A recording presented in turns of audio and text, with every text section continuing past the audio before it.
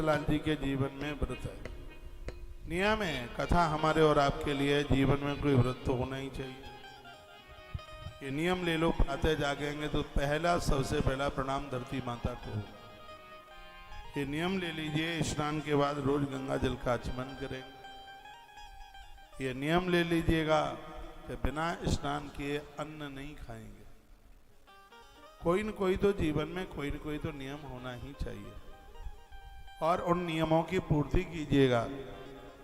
देखिए जीवन जीने में कितना सुकून मिलता है, आपको कार्यों में कैसे सफलता मिलती है। तो भरत जी का जो यह चरित्र है वो हमें संकल्पों के साथ जोड़ देता है, हमारे नियमों को, संकल्पों को मजबूत करता है। राम चरण पंकज मन जासु, जिसका मन राम के चरणों में लगा है। और इतना ही नहीं, लुबुद मधुप एव तजहि न पासु, जिस प्रकार से भौरा फूल को छोड़ना नहीं चाहता है, उसी प्रकार से श्री भरतलाल जी भी भगवान प्रभु के चरणों को छोड़ना नहीं चाहते। चरण कमलों में भौरे की तरह, और वो लुभाया हुआ भौरा कभी वह छोड़ता नहीं है, उसी प्रकार से भरतलाल जी भी भगवान प्रभु राम के चरणों को छोड़ना नहीं चाहते। गोस्वामी जी कहते हैं कि जो ईश्वर के चरणों से लिपटा रहेगा उसके लिए पूरी दुनिया आंसू बहाती रहेगी। इसलिए भगवान के भक्त बन करके रहिए। जो ईश्वर के बन गए हैं पूरी दुनिया उनकी बन जाती है। और जीवन की यही सफलता है, यही सार्थकता है कि मनुष्य जीवन मिला है। ये न केन प्रकारेण, हम भगवान के बन करके जीवन जिए, यही जीवन की सरसता और यही जीवन का बहुत बड़ा आनंद है। भरत को वंदन प्रणाम किया। भरत के जीवन में बड़े संकल्प हैं, और वो भरत जो चारों पुरुषार्थों में से एक भी पुरुषार्थ नहीं चाहता। जब वो प्रयाग भरतलाल पहुंचे थे तो प्रयागराज प्रकट हो गए शरीर सहित। कहा 4 पदार्थ भरा भंडारो। प्रयाग जी के पास में चारों पदार्थ है। प्रयागराज प्रकट हुए और उन्होंने भरत को कहा कि धर्म चाहिए, कि अर्थ चाहिए, काम चाहिए, मोक्ष चाहिए, बताइए तुम्हें क्या चाहिए। तो भरतलाल ने जवाब दिया, ना अर्थ चाहिए, ना धर्म चाहिए, ना काम चाहिए, ना मोक्ष चाहिए। हे प्रयागराज, मुझे तो मेरे सीताराम चाहिए। अर्थन धर्मन काम गति न चहो निर्वाण, जन्म जन्म श्री राम ये वरदान हुआन, ये वरदान हुआन। अर्थन धर्मन काम रुचि, गति न चहो निर्वाण, जन्म जन्म श्री राम पद यह वरदान मांगहुआन। सीता राम चरण रति मोरे, सीता राम चरण रति मोरे, अनुदिन बड़हु अनोख तोरे, अनुदिन बड़हु अनोख तोरे। सीताराम चरण रति मोरे, अनुदिन बड़हु अनोख तोरे।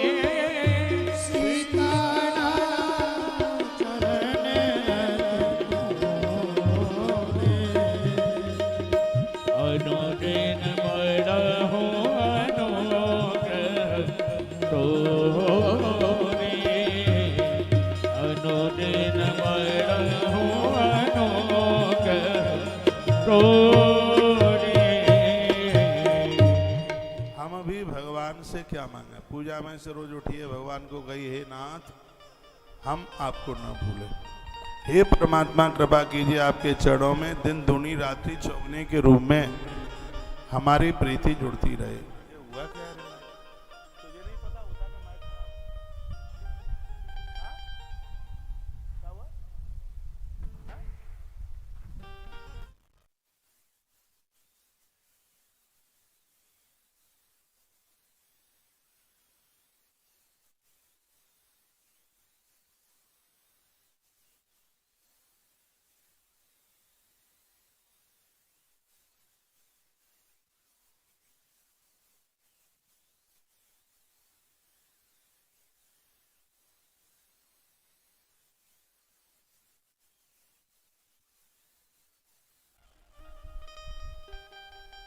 श्री भरतलाल जी के चरणों में हम और आप सब वंदन करते हैं, प्रणाम करते हैं। उसके तत्पश्चात लखन लाल जी को प्रणाम किया गया है। श्री श्री श्री श्री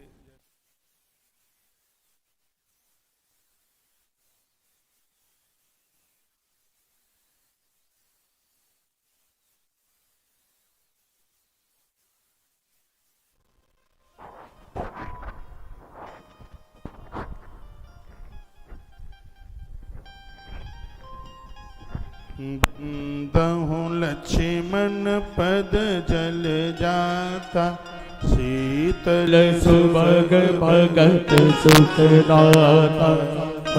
दहु लक्ष्मण पद जल जाता, शीतल सुभग भगत सुख दाता।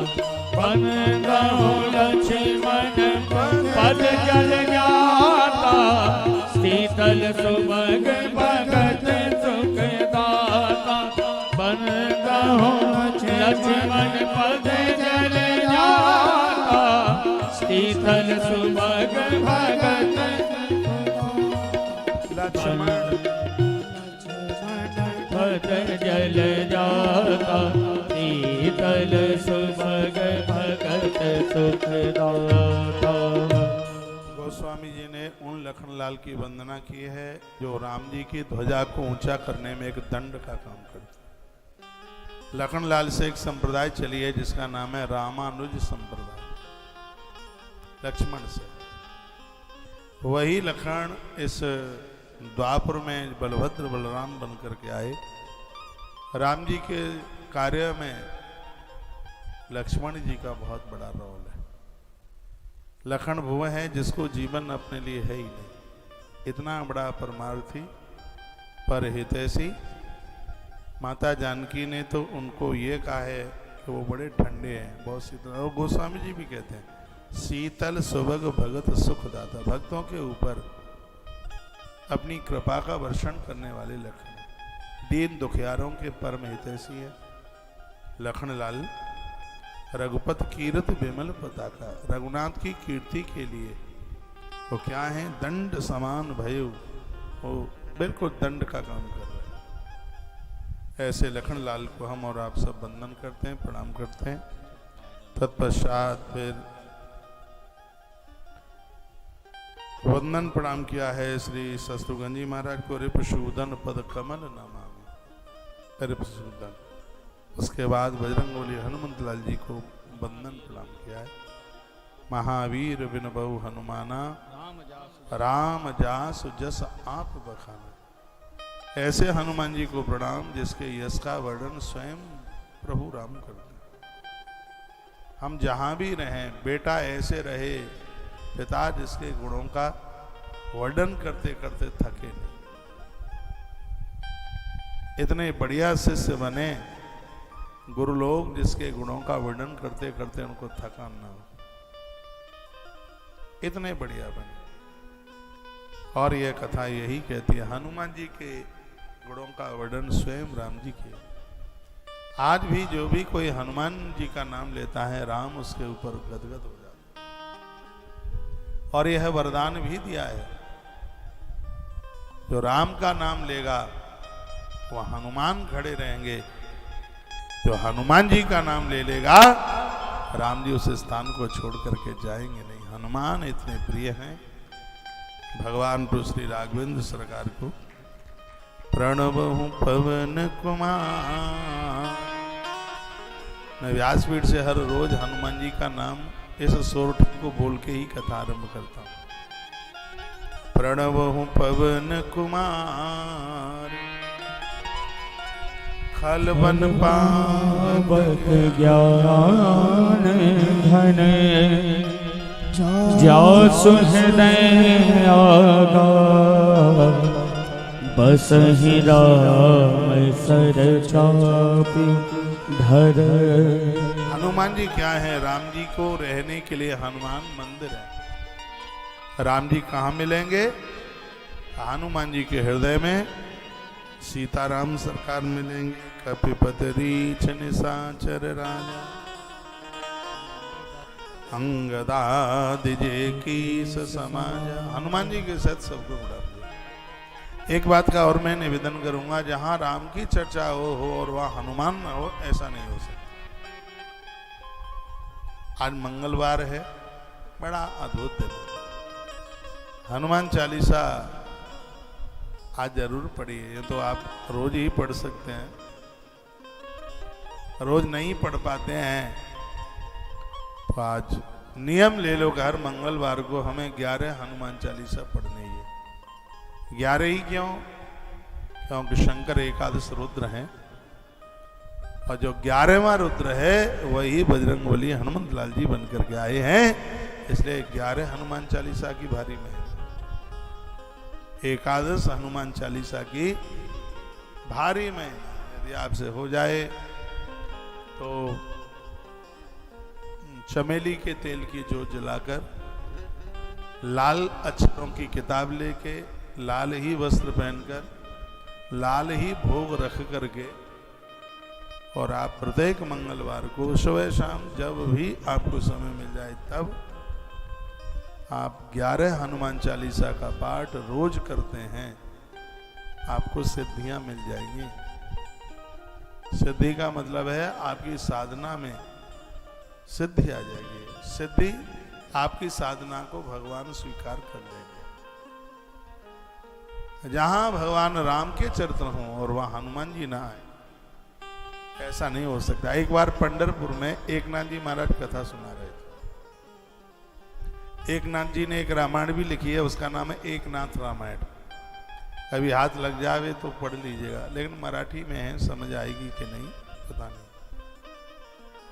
तो एकनाथ जी महाराज रामायण की कथा सुना रहे थे, सुंदरकांड चल रहा था, और एकनाथ सुनाते सुनाते ये सुना गए कि हनुमान जी ने जिस समय लंका में प्रवेश किया, अशोक वाटिका में हनुमान जी प्रवेश किए, तो अशोक वाटिका के फूल हनुमान जी को श्वेत ही श्वेत नजर आए। उन्होंने लगकर रिपीट करके 2-3 बार बातें बोल दी। इतने में तो हनुमान जी छलांग लगाकर केले के पेड़ पर, व्यासपीठ के बगल में केले का पेड़ था, और हनुमान जी एक बंदर बन करके और वहीं आए, और बजरंगी ने एकनाथ जी को कहा, भाई ये बता, इस पवित्र व्यासपीठ पर बैठ करके झूठी बात क्यों बोल रहा है? एकनाथ जी ने हनुमान जी को कहा, सरकार क्या मैंने झूठ बोल दिया? तुम झूठ नहीं बोले, तुमने कहा हनुमान जी जब हनुमान अशोक वाटिका गए तो हनुमान जी को अशोक वाटिका के फूल सफेद लगे, ये झूठ नहीं है। एकनाथ जी ने कहा, तो भगवान कैसे थे फूल? हनुमान जी ने कहा लाल थे। एकनाथ जी ने कहा नहीं सफेद थे। हनुमान जी ने कहा सुन लाल थे। एकनाथ जी ने कहा नहीं सफेद थे। हनुमान जी ने कहा सोन लाल थे। एकनाथ जी ने कहा नहीं सफेद थे। तब हनुमान जी ने कहा ये बता कि अशोक वाटिका तू गया कि मैं गया? एकनाथ जी ने कहा भगवान गए तो तुम ही थे, लेकिन ग्रंथ में लिखा है कि हनुमान अशोक वाटिका जब गए हनुमान जी, तो उन्हें फूल सफेद दिखाई दिए। हनुमान जी ने कहा झूठ बोलते हो, इसका निर्णय राम जी से मांग के लाता हूं, यहीं बैठे रहना। अभी मैं राम जी को पूछ के आता हूं कि अशोक वाटिका के फूल कैसे थे। एक नाथ जी ने कहा अकेले नहीं, मुझे संग लेके चलिए, क्योंकि राम जी तो तुम्हारे खासम खास हैं, वो तो तुम्हारा ही पक्ष लेंगे। ऐसे निर्णय मेरे सामने होना चाहिए। लोग बैठे थे कथा में, लोगों को तो समझे नहीं वो, और आंतरिक भाव से श्री एकनाथ जी महाराज हनुमान जी के राम जी के साकेत पहुंचे। हल्ला गुल्ला हो रहा था।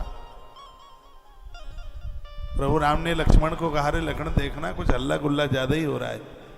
लखन बाहर निकल करके आए तो हनुमान और एकनाथ दोनों दिखाई दिए। लक्ष्मण दोनों को लेकर राम जी के पास पहुंचे। राम जी ने देखा दोनों को, अरे हनुमान क्या हुआ है? ये तो बहुत अच्छा कथावाचक है, मैं तो अभी इसी की कथा सुन रहा था, ये तो मृत्यु लोक में कथा कह रहा था। कथा सुनते सुनते मेरी समाधि लग रही थी, और ये अचानक साकेत कैसे? ये धरती पर जितने भी वक्ता लोग कथा कहते हैं, स्वयं परमात्मा उनकी उस कथा को सुनता है। राम जी ने कहा कथा में सुन रहा था, बड़ी अच्छी कथा कह रहा। अरे काय की अच्छी कथा कह रहा था, झूठ बोलता है व्यासपीठ पर बैठ के। राम जी ने कहा क्या झूठ बोल दिया इसने? अरे बोलता है कि हनुमान अशोक वाटिका गया तो उसको फूल सफेद नजर आए। राम जी ने कहा तो तुम्हारा क्या मत है? हनुमान जी ने कहा भगवान मैं अशोक वाटिका गया तो फूल लाल थे, लेकिन ये मानता नहीं है, कहता है सफेद थे। हम निर्णय लेने के लिए आपके पास आए हैं, इसलिए आप बता दीजिए कि अशोक वाटिका के फूल लाल थे या सफेद थे? राम जी ने कहा हनुमान तुम्हें तो पता है, मैंने तो लंका में प्रवेश ही कहाँ किया, मैं तो उसकी बाईपास पर बना रहा, मैंने तो नगर में प्रवेश ही नहीं किया, तो मुझे क्या पता रहा होगा कि अशोक वाटिका के फूल कैसे थे। एक वर्ष तक, एक साल तक जानकी जरूर उस वाटिका में रही है, इसलिए सीता जी को ज्यादा पता होगा कि अशोक वाटिका के फूल कैसे थे। हनुमान जी, एकनाथ जी और प्रभु राम जी तीनों के तीनों माता जानकी के पास पहुंचे। जानकी ने राम जी को आते देखा, चरणों में प्रणाम किया। अब भगवान क्या बात है? राम जी ने कहा बड़ा झगड़ा हो रहा है इन दोनों में, एक कहता है फूल लाल थे, एक कहता है फूल सफेद थे, मेरे पास निर्णय मांगने के लिए आए हैं। सीते मैं तो अशोक वाटिका गया नहीं, मुझे तो पता नहीं कि फूल कैसे थे, तुम वहां एक वर्ष रही हो, इसलिए तुम्हें जरूर पता है कि अशोक वाटिका के फूल कैसे थे। मैया जी ने कहा भगवान अशोक वाटिका के फूल मैंने अपनी आंखों से देखा है, अशोक वाटिका के फूल ना तो सफेद थे ना लाल थे, अशोक वाटिका के फूल नीले ही नीले थे। मैया जी ने एक तीसरा झगड़ा तैयार कर, तो हनुमान जी बोले तो हम झूठ बोल रहे हैं, एक नाथ जी ने कहा नहीं हम झूठ बोल रहे हैं, सीता माई ने कहा नहीं हम झूठ बोल रहे हैं। आखिर में निर्णय राम जी के पास आ गया। अब प्रभु श्री राम जी बताएंगे कि फूल कैसे थे। प्रभु श्री राम कहते हैं हनुमान तुम बहुत भूले, तुम बहुत सीधे हो, हनुमान बुरा मत मानना, अशोक वाटिका के फूल श्वेत थे। हनुमान जी की निगाह नीचे हो गई, एक नाथ प्रसन्न हो गए। हनुमान जी को राम जी ने कहा फूल अशोक वाटिका के सफेद थे, लेकिन हे हनुमान जिस समय तुम अशोक वाटिका में गए थे उसी समय रावण जानकी के सामने खड़ा था और बोल रहा था या तो मेरी बन जाओ, 1 महीने का समय देता हूं, और 1 महीने में तुम मेरी ना बने तो मैं तुम्हें मार डालूंगा। ये शब्द सुनते ही तुम्हारी आंखों में खून उतर के आ गया, तुम्हारी आंखें रक्त हो गई, लाल हो गई, और तुम्हारी आंखें लाल होने की वजह से सफेद फूल तुमको लाल लाल दिख रहे थे। जानकी मैया ने कहा अच्छा जी तो हम झूठे हैं। राम जी ने कहा नहीं जानकी तुम अपनी जगह सही हो, फूल सफेद थे, हनुमान जी को क्रोध के मारे वो लाल लाल दिखे। हे जानकी तुम्हारी आंखों में नील वर्णा राम हमेशा बैठा रहता है, इसलिए सफेद तुम्हें नीले नीले दिखाई दिए, तुम्हारी आंखों में मेरा वास। सबको बहुत आनंद हुआ। हनुमान जी ने सीताराम सरकार के चरण छुए और एकनाथ जी को अपने गले से लगाया और मेरे प्रभु श्री राम जी ने कहा, हनुमान तुम्हारे ये पहुंचने का तो एक बहाना होता है, वहां जहां पर मेरी कथा होती है वहां पर तुम व्यापक तत्व के साथ रहते हो। जिस घर में रामायण की चौपाइयों का पाठ होगा उस घर को हनुमान जी कभी भी छोड़ के नहीं जाएंगे। इसलिए मंगलवाणी में रोजाना 5-4 दोहे हम आपसे सुबह मंगलवाणी कार्यक्रम में इसलिए तो बुलवाते हैं। राम जी ने वरदान दिया है। क्या वरदान दिया है? जहां पर मेरी कथा होगी वहां पर मेरा हनुमान चौकन्ना होके खड़ा रहेगा, उस स्थान को छोड़ करके जाएगा नहीं। इसलिए मंगल भवन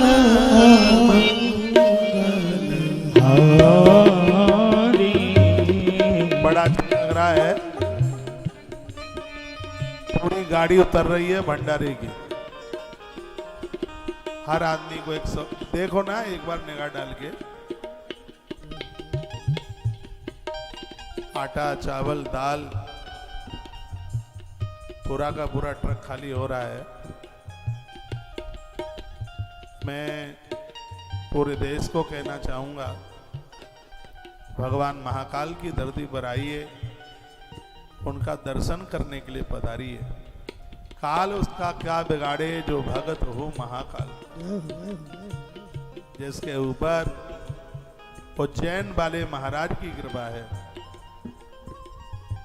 मौत भी उसका कुछ नहीं बिगाड़ सकती। 19 वर्ष के बाद में आया हुआ यह श्रावण सावन उज्जैन आप पधारे, रामघाट पंचायती अखाड़ा उदासीन और इस पर परिसर में चल रही राम कथा जो भगवान शिव के चरित्रों को लेकर के जुड़ी है कथा, यहाँ पहुंचकर रुद्राभिषेक और विशेष रूप से महामृत्युंजय मंत्र 4 बार और पहले भी आए हैं। अब के बार विशेष महामृत्युंजय मंत्र का अनुष्ठान इस परिसर में आरंभ हुआ है। ये सूचना मैंने सुबह भी आपको दे दी है। छोटे से छोटा, बड़े से बड़ा, 1.25 लाख बड़ी पूजा में आता है। 1.25 लाख महामृत्युंजय मंत्र, 50,000 महामृत्युंजय मंत्र, 5,000 महामृत्युंजय मंत्र, यहाँ तक कि 2,500 महामृत्युंजय मंत्र।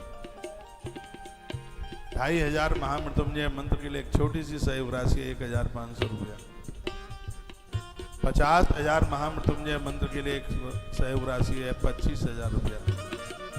25,000 महामृत्युंजय जप के लिए सहयोग राशि है 12,500 रुपया। और पूरा 1.25 लाख की तो आपको जानकारी है ही, मैं भक्तों को कह दूं। पहली बार 5 साल में पहली बार यह हो रहा है कि महामृत्युंजय मंत्र के साथ एक दिन में 3 अभिषेक भी आपके और आपके परिवार के लिए समर्पित किए जा रहे हैं। एक ब्राह्मण देवता अभिषेक और दूसरा ब्राह्मण देवता जप। यदि आपकी व्यवस्था है तो इस सौभाग्य का आनंद ले लीजिएगा।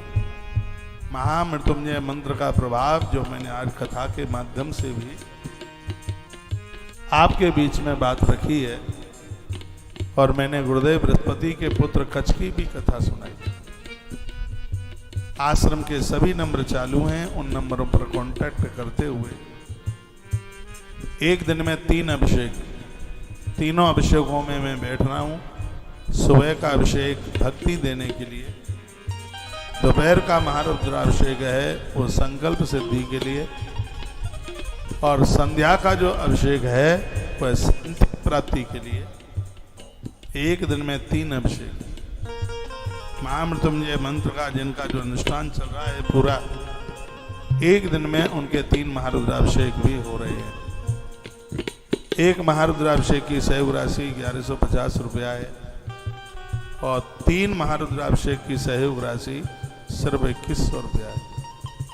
तो सुबह, दोपहर और संध्या, सुबह आइए, रात्रि को 7:30 बजे के बाद जाइए, भोजन प्रसाद लीजिए। यहाँ सबके लिए भोजन प्रसाद की व्यवस्था है। आप जहाँ से भी आते हैं आप पहुँचिए।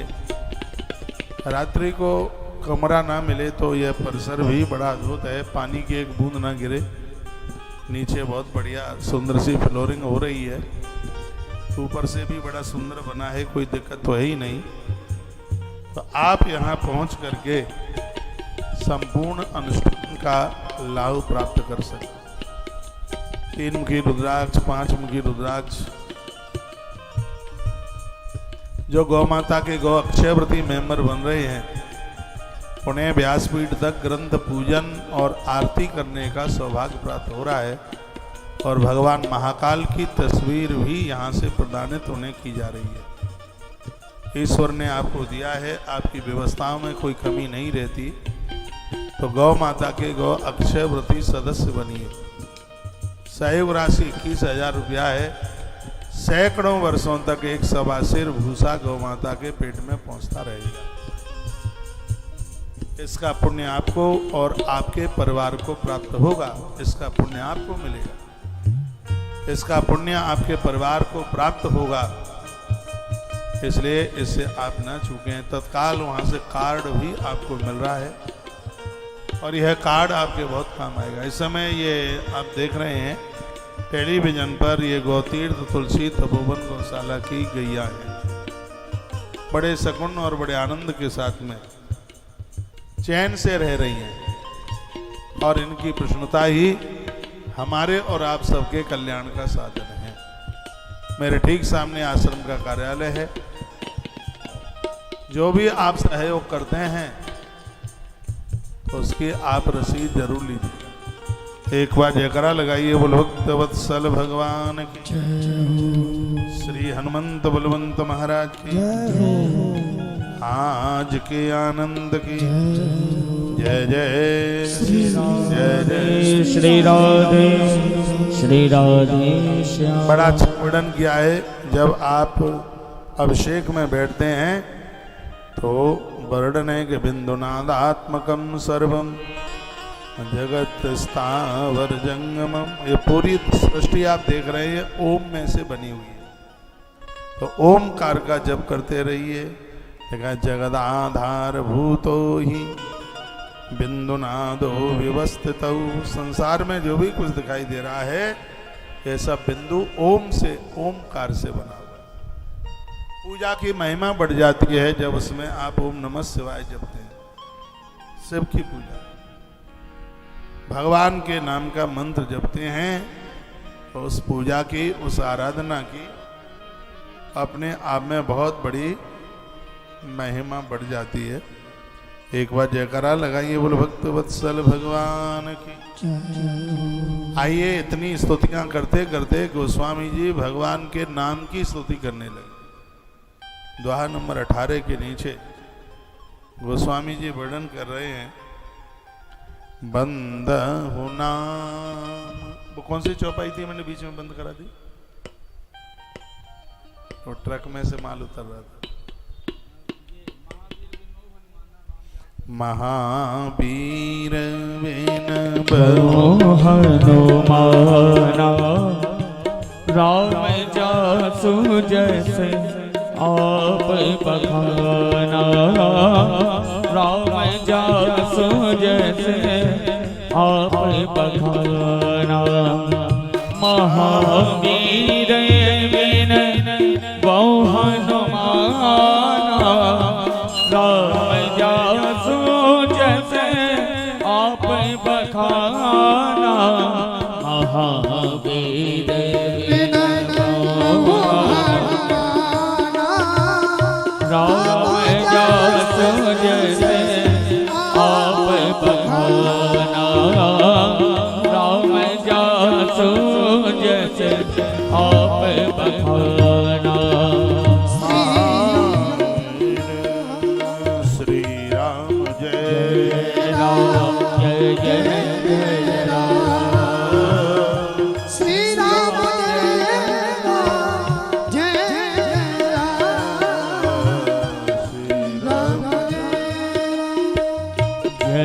जय जय राम श्री राम, जय जय राम, जय जय राम। 10वां रुद्र 11वां रुद्र ही बजरंग बली श्री हनुमंत लाल जी महाराज के रूप में उनकी प्राकटता हुई। भगवान बड़े प्रसन्न हो जाते हैं हनुमान जी का नाम लेने में, और हनुमान कर ही हनुमान बने, और हनुमान जी की जो पूंछ वो भगवती जगदम्बा पूंछ बन के आई। महादेव हनुमान और पार्वती मैया हनुमान जी की पूंछ बन करके आई है। पूंछ क्यों बन गई मैया जी? एक बार भगवान भोलेनाथ ने कहा, देवी धरती पर मेरे आराध्य भगवान प्रकट होने वाले हैं और मैं उनकी सेवा में जा रहा हूँ। सो मैया ने कहा हम भी संग चलेंगे। तो भोलेनाथ ने कहा मैं तो बंदर बन के जाऊंगा, तो मैं कहाँ लटकाए लटकाए घूमूंगा। पार्वती मैया बोली आप बंदर बनोगे तो हमें अपनी पूंछ बना लीजिएगा। आज भी जिन्हें अपनी घरवाली बहुत प्रिय होती है तो वो अपनी सहेली को कहती है कि हम तो अपने भरतार की पूंछ हैं, मेरे पति बहुत अच्छे हैं। जैसे बंदर अपनी पूंछ को संग लगा के रखता है, मेरे पति भी उसी प्रकार से मुझे संग लगा करके रखते हैं। तो भगवान महादेव ही हनुमान और माँ भगवती पार्वती जगदम्बा हनुमान जी की पूंछ बन करके आई। एक बात मैं निवेदन करूंगा, सा देवी जगतां माता सा शिवो जगता पिता पित्रो शुश्रूषके नित्यं कृपाधिक्यम ही वर्धते। कहा पार्वती माँ है और भगवान जो भोलेनाथ हैं वह सबके पिता हैं। एक बात बड़ी अद्भुत कही गई है, पित्रो शुश्रूषके नित्यम कृपाधिक्यम वर्धते। जब पूछा गया था महादेव को, धरती के लोगों के पास तो इतने पुण्य नहीं है कि प्रत्यक्ष रूप से वह आपकी पूजा कर लें, आपका दर्शन कर लें, आपकी आरती उतार लें, तो आपके दर्शन का उन्हें फल मिल जावे, आपकी पूजा का कोई मृत्यु लोक के लोगों को फल मिल जाए, इसका कोई उपाय है क्या? भगवान ने कहा उपाय है। कहा क्या उपाय है? धरती के लोग अपनी माँ को पार्वती मान लें और अपने पिता को महादेव मान लें। जब वो उनका आदर करेंगे, उनको सम्मान देंगे, तो पूरा आदर सम्मान मुझे प्राप्त हो जाएगा।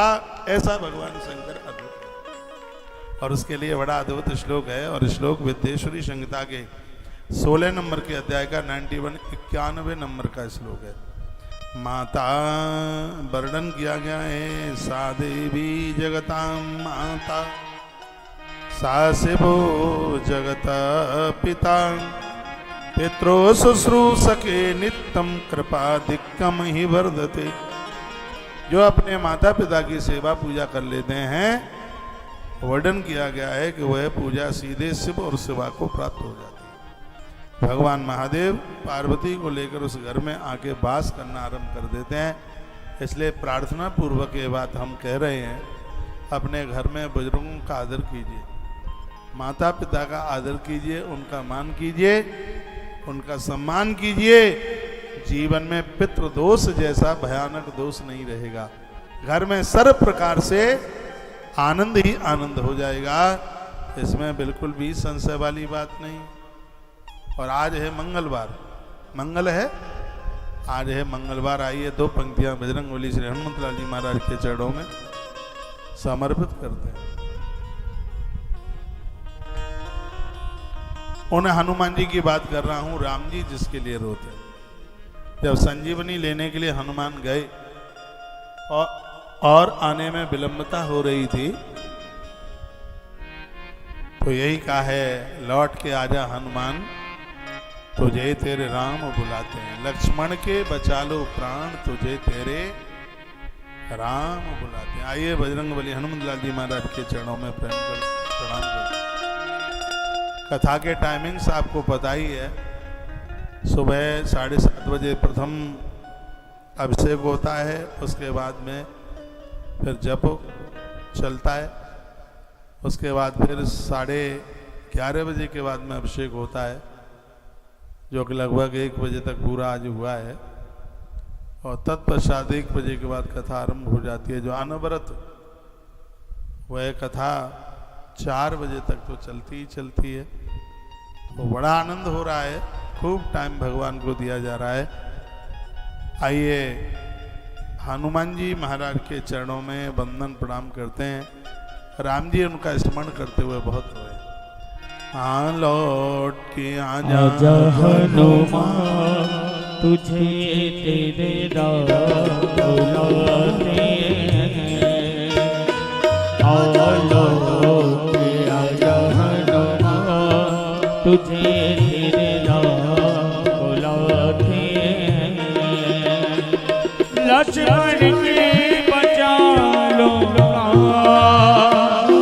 लक्ष्मण के बचा लो तुझे तेरे बुलाते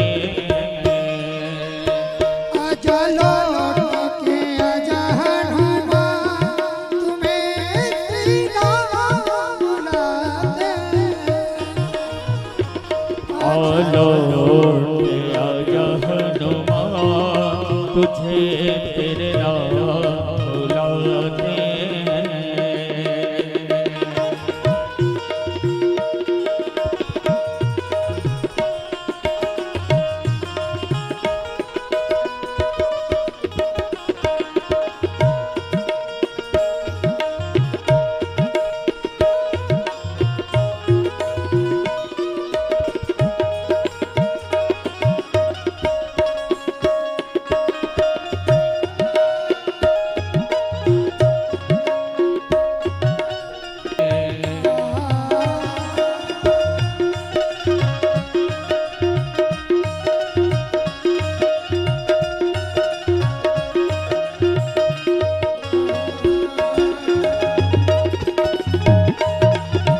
बालाजी महाराज की जय हो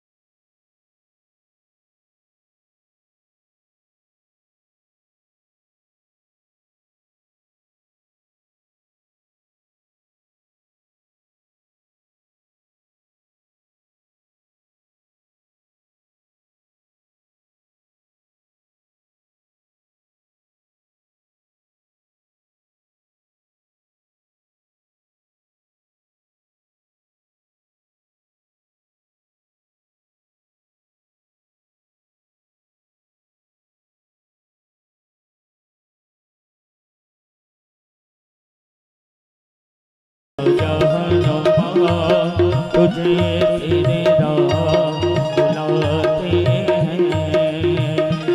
लक्ष्मण के बचा लो लक्ष्मण के बचा लो तुझे तेरे बुलाते आलो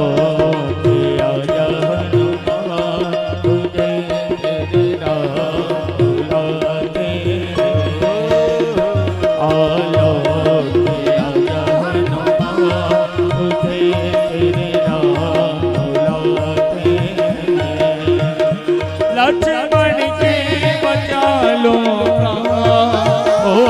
लक्ष्मण के बचा लो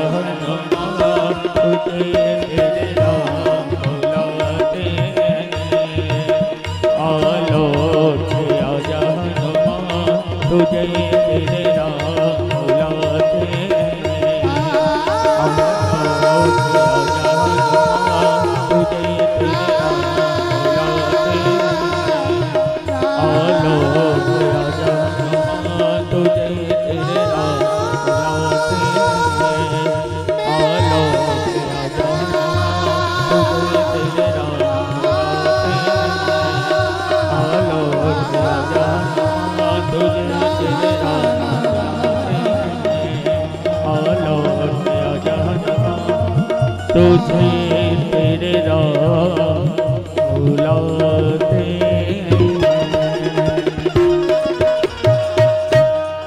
प्रभु पवन कुमार खलवन पावक ज्ञान घन जासु हृदयागार वसहि रास। एक छोटी सी सूचना है, जिनको आई फ्लू हो रहा है, मैंने एक वीडियो इंस्टाग्राम पर डाली है, लगभग 1.5 मिनट की वीडियो है, उसको जरूर सुन लीजिएगा। इस समय अपने घर में 2 चीज़ें रखना ना भूलें आप, एक है गुलाब जल और दूसरा है आंवले का गूदा।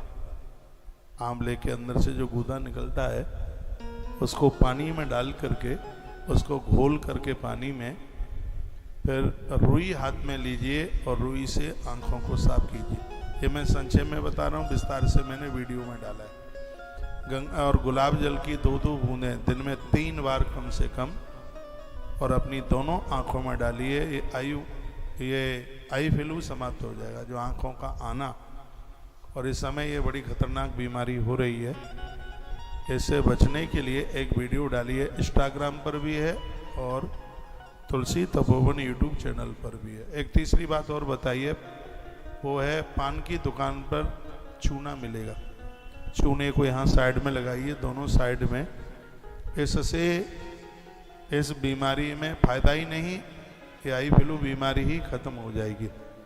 तो अपनी आँखों का ध्यान रखते हुए, जिसको आँखें आई हैं उनकी आँखों को देखें नहीं, उससे हाथ न मिलाएं, उसके गले से न मिलें, और इस समय किसी भी दूसरे का रूमाल, तौलिया बिल्कुल भी प्रयोग में न लें, नहीं तो हो सकता है बीमारी इतनी खतरनाक है कि आँख की ज्योति ही चली जाए। बीमारी इतनी खतरनाक है कि आँख के बीच में जो कालापन होता है वो ख़त्म हो करके और वह स्थान सफ़ेद भी हो सकता है, जैसे आँख खराब हो जाती है, दिखाई देना बंद हो जाता है। इसलिए किसी दूसरे का रूमाल, टॉवेल बिल्कुल भी प्रयोग में ना लें। सबके घर में गुलाब जल और आंवले का, थक गए तुम हनुमान जी, आंवले का गूदा, इधर आ जाओ।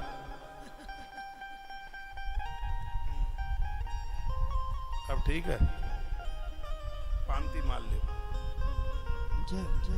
बोलिए हनुमान जी महाराज की जय हो। एक बार विस्तार से इस वीडियो को इंस्टाग्राम पर भी सुन लें, मैंने तो बहुत संक्षेप में बताया, उसमें सब विस्तार है, कैसे प्रयोग में लेंगे वो सब मैंने निवेदन किया है। आज ही की वीडियो है, और तुलसी तपोवन यूट्यूब चैनल पर भी ये बहुत विस्तार से वीडियो उसके ऊपर डाली गई है, और ये आँखों के लिए बहुत ठीक रहेगी, बहुत बढ़िया रहेगी। गुलाब जल मैंने भी मंगाया, मैंने भी बोला है भैया थोड़ा एक गुलाब जल की शीशी ये ला कर के यहाँ रख दीजिए, कहीं आंवले का गूदा मिल जाए तो वो भी ला के रख दें। जब कोरोना काल हुआ तो आरंभ में मैंने 2-3 वीडियो भगवत कृपा से ऐसी डाली जिससे लोगों ने बहुत फ़ायदा उठाया। आई फ्लू सिर्फ एक ही प्रदेश में नहीं, पूरे देश में ये फैला हुआ है और बड़ा खतरनाक ये साबित हो रहा है।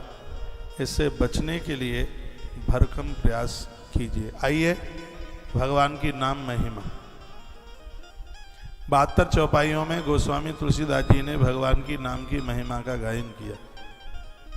संतों ने, महापुरुषों ने इसको नाम दिया नाम रामायण, और उसी की एक चौपाई हम लेते हैं, 2:18 के नीचे है, बंदा हूँ नाम राम रघुवर को बंद राम रघुवर को ये तो कृष्ण भानु हर को बंद राम रघुवर को ये तो कृष्ण भानु हेम को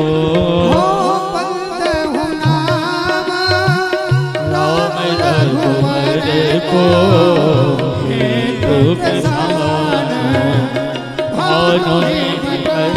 को श्री राम जय राम जय जय राम श्री राम जय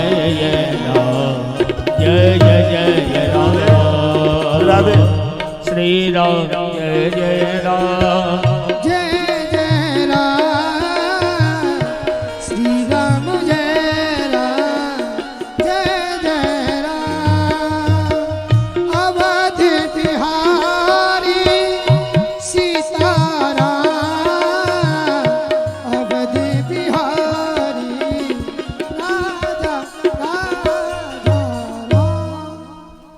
रामायण में इन 72 चौपाइयों के द्वारा भगवान के नाम की महिमा का वर्णन किया है। नाम को ऐसे समझ लो जैसे दिए में तेल, जब तक दिए में तेल रहता है तब तक ज्योत जलती है, जब तक ज्योत जलती है तब तक प्रकाश फैलता रहता है और वहाँ अंधकार पैदा नहीं होता।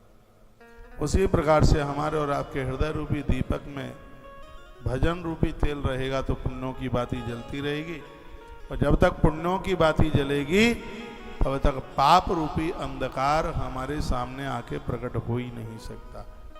तो जबकि तो बहुत बड़ी महिमा है, नाम के प्रभाव से हनुमान जी ने राम जी को अपना बना लिया। सो मेरे पवन सुत पावन नामो, अपने बस कर राखे रामो, अपने बस में कर लिया राम जी को, ये नाम का ही प्रभाव था।